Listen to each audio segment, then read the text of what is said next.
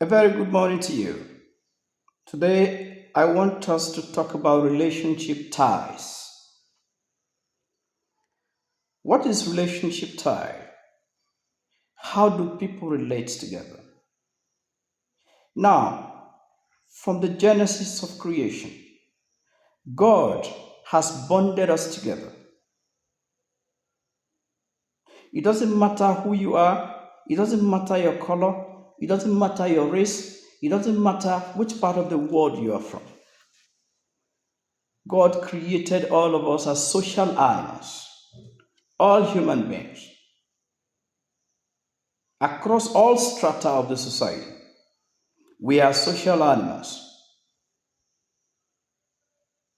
Our ability to socialize, our levels of socialization is what gave us that status. That's what makes us different from other animals. If not, we are all animals. But we have the ability to relate. We have the ability to socialize, to vociferously relate with each other, with one another.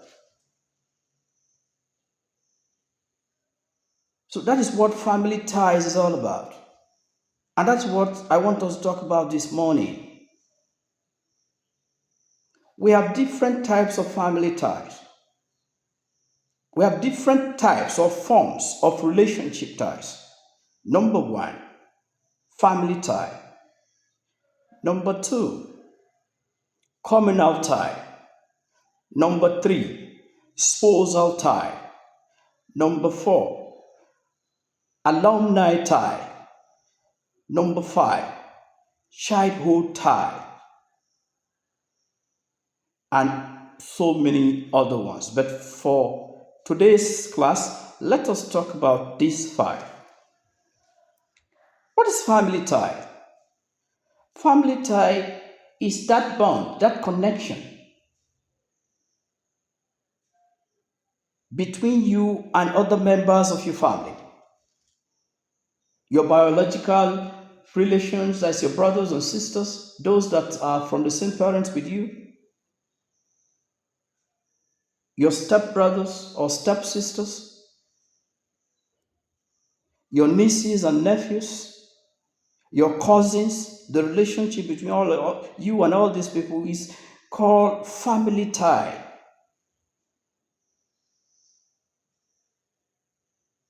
God, in his characteristic nature, because of the kind of love he has for human being, created us and give us that innate ability to be able to socialize, to interact, to participate, to engage ourselves, to be there for each other.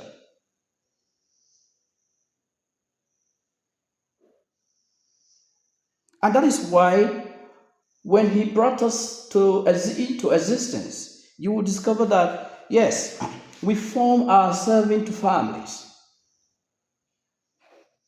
extended or nuclear family.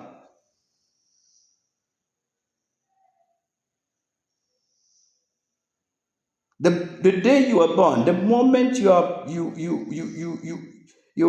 born into this world, you begin to think as you are growing, as you begin to understand life, as you begin to know how to talk, how to speak, you will begin. The first thing you will start discovering is your immediate family, members of your immediate family. You begin to interact with them, you begin to know them by name, you begin to know that these are those that are yours. You will discover that even as a child at 8 or 9 or 10 or thereabout, you already identify, or you already have the ability to identify those that are truly yours. Those that are truly yours, those that are part of your own family. And from that level, you begin to interact with them. They too begin to identify the son of who you are, your position in the family. As you grow, as you go to look for greener pasture, as you begin to know, what you want in the society, how you want to place yourself, you will discover that without these family members, you're nowhere. Without the support of these family members, you cannot get anywhere. Your parents are part of this tie. They must contribute to your, upbringing, morally, psychologically, and even mentally. They have to contribute to your spiritual growth. They have to contribute to your financial growth. They have to contribute to your educational growth. Then apart from your parents, you have your siblings. That's your brothers and sisters. You have your cousins. You have your nieces and your nephews. All these come together to form family tie. So we must take them seriously. We must hold them in high esteem. We must respect this tie. We must respect this bond. We must respect this connection.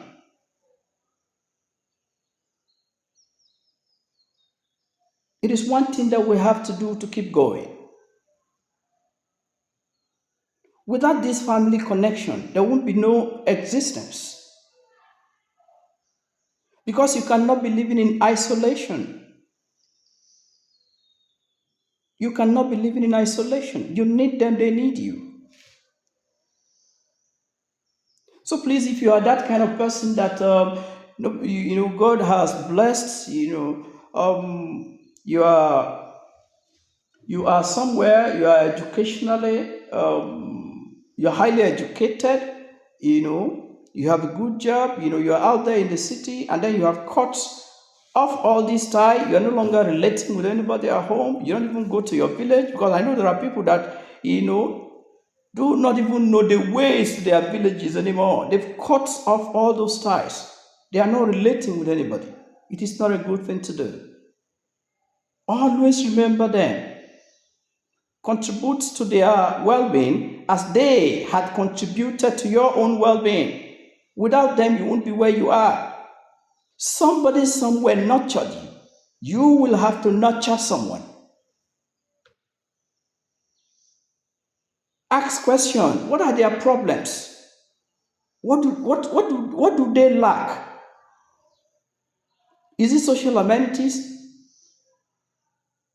In what ways do you think you can come in? In what ways do you think you can assuage their effort? In what ways do you think you can be there for them? In what ways do you think you can empower them? In what ways do you think you can reach out to them? Just think about this. Go to your community. Do they have, health care facility? Is there any hospital? Is there any clinic in your community?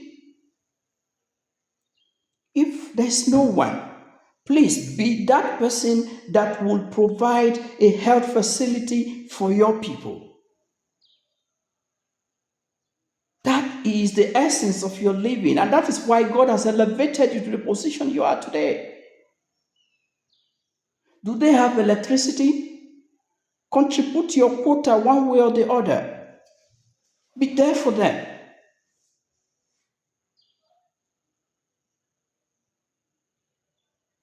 Do they have potable water? If they don't have, you have the finances. Go and sink a borehole for them. Sink 1, 2, 3, 4 boreholes, for your community. Or if you are in a position, try to see how you can influence, pipe-borne waters to the community. Do something. Do something for your family. Do something for your community. We'll talk about, they are interwoven, and that's why talking about family tie, I have delved into another one, which is community tie, which we are going to, communal tie, which we are also going to talk about. Okay?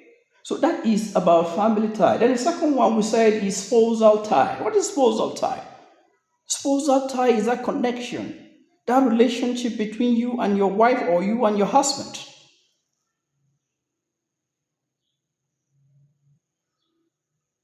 You were born differently. You had your background, your upbringing, and everything differently.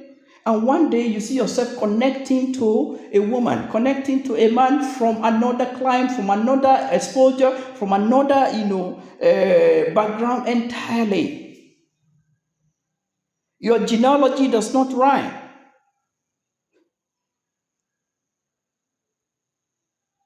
Your upbringing is different. Your socialization is different. But you see that God will bring the both of you together, and then you begin to blend into a relationship. You begin to get yourself connected from the point of dating to the point of marriage. And then you live together forever. You leave your parents, she will leave her parents, and then you come together and get connected, get bonded, and you live together, forever. You have to nurture that. You have to nurture that.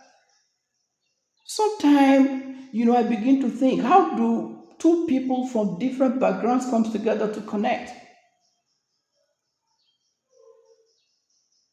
Spousal tie is something that we cannot take for granted. There are ingredients, there are factors, there are things you do that will keep the relationship sweet, that will keep the tie, the connection, going.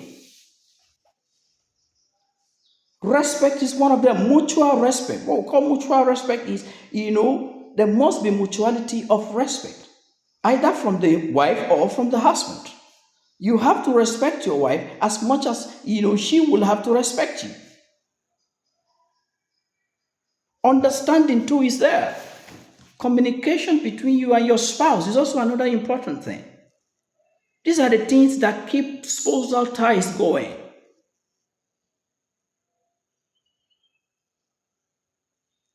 You need all of this. The next one is communal tie. Communal tie is that connection, that relationship between you and your community. Between you and your community. When we're talking about family ties, we talked about people with the same ancestry with you. But here in communal ties, you don't necessarily have the same ancestry with them.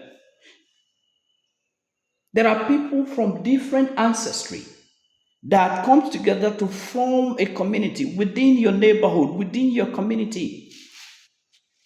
And then they become your brothers somehow.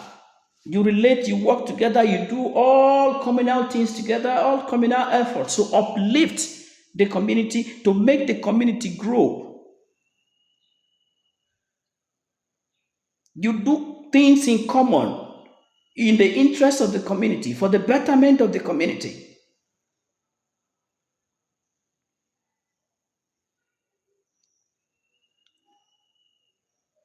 It could be in your village.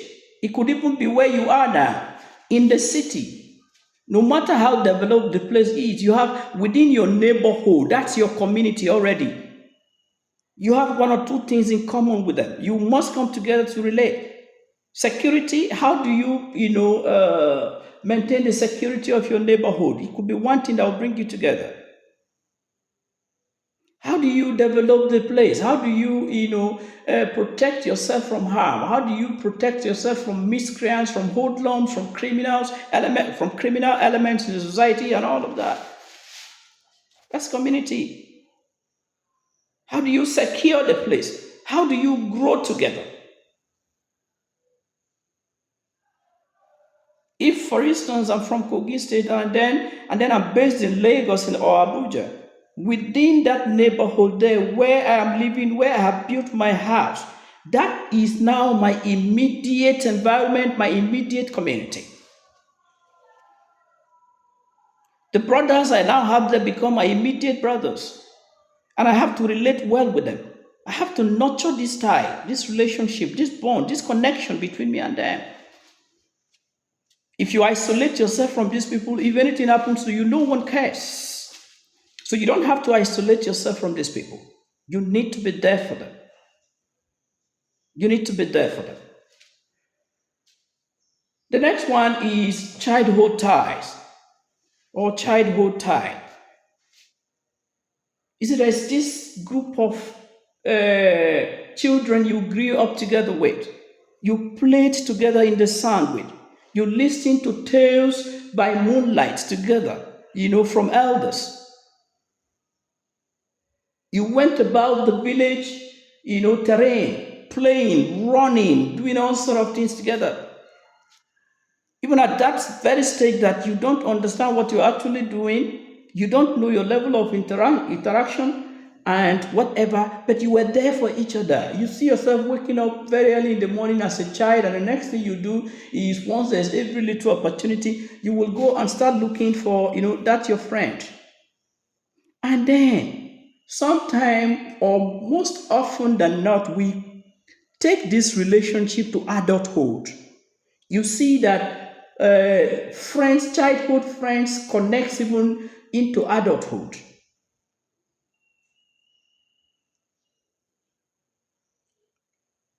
It is also a form of relationship that we have to nurture, because we have seen situations where your childhood friends, become the Messiah to their friends, the Savior to their friends. They come to their aid.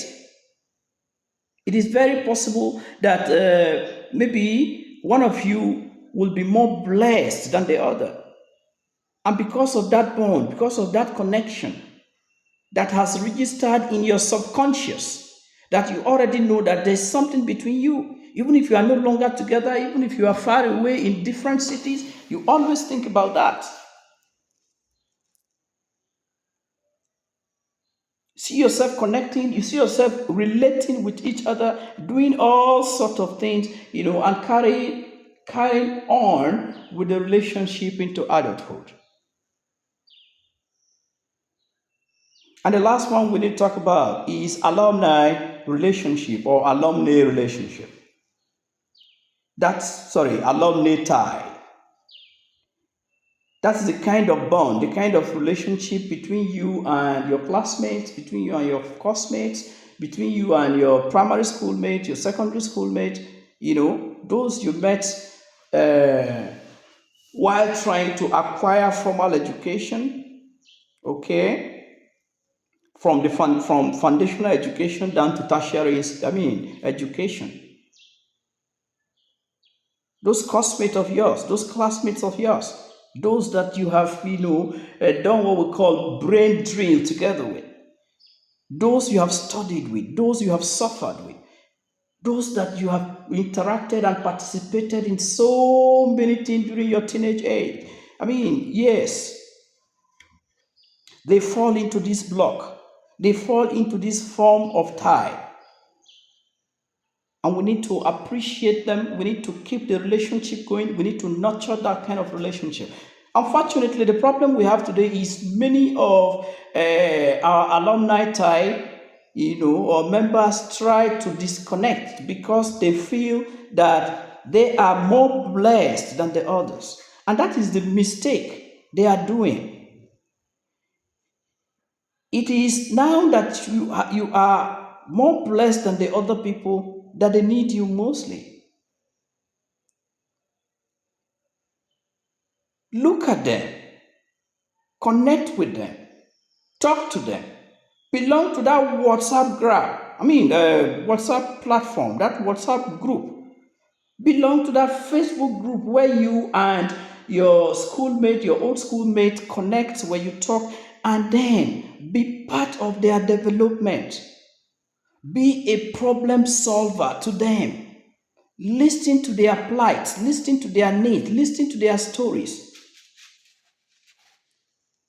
You were all together, during your school days, primary, secondary, tertiary, polytechnic, colleges of education, universities together.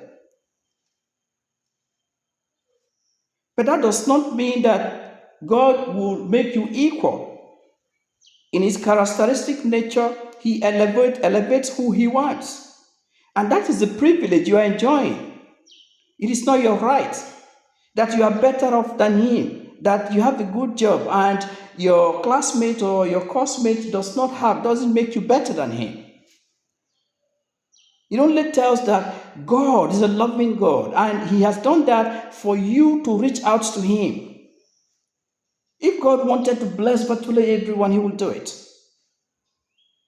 But if that is done, we will not respect these ties. We will not respect our connections, our relationship.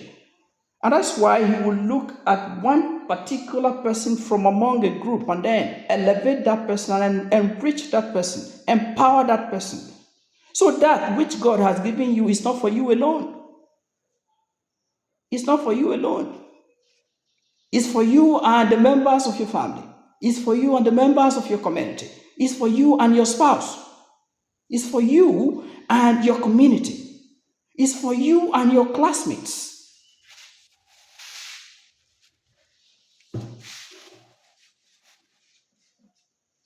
How many years are we going to spend in this world anyway?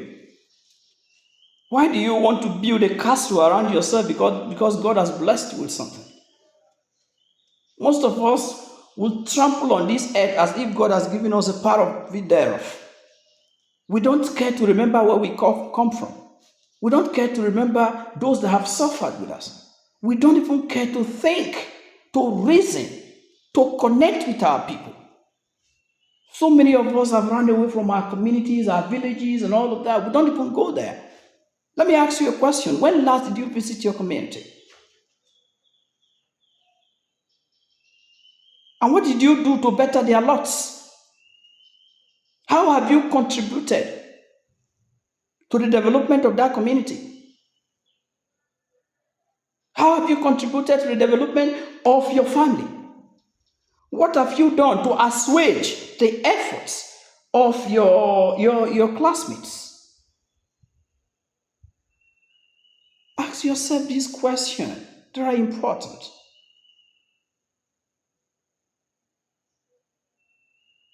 So please, I want to implore you this morning that we must go back to the drawing board. We must respect relationship ties. We must respect them. We must nurture them. We must always continue to flame them. Flame the embers of your relationship. Nothing is too small. Nothing is too small. Think about a scholarship program and constitute a committee to that in your community. Let the children that are coming up benefit. Through that, you can empower them. Through that, those that does not have the wherewithal, to further their education, they can further their education. It becomes a legacy you are going to leave behind for the younger generation. And your peers will look at you so highly. Posterity will remember you for that. Posterity will remember you for that. Pick one or two of your classmates that you know they are suffering and then enrich them, bless them, give them job, give them source of livelihood, not even money. How long are you going to continue to give them money? But think about something that you can do for them. Is it business? Set up a business for them. Set up a business for them. Give them a contract that can better their lots. Do something that is meaningful, something that can touch their life positively. And you know that you too will be better off for it.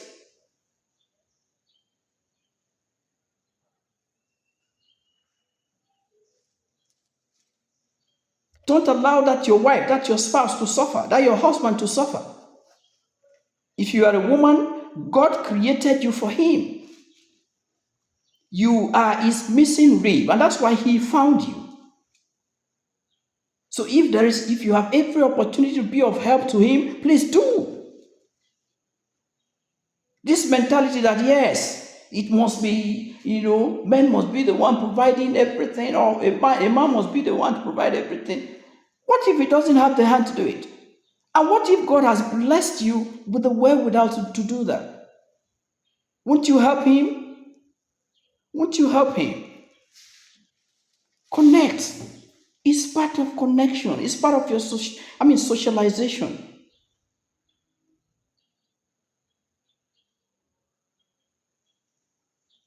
And if you are a husband, please don't allow your wife to suffer. As a husband, it is your responsibility to take care of her, take care of the home, to nurture her, to provide for her and the children. Most of you choose to go out there and drink, to go and mess yourself up, forgetting your family.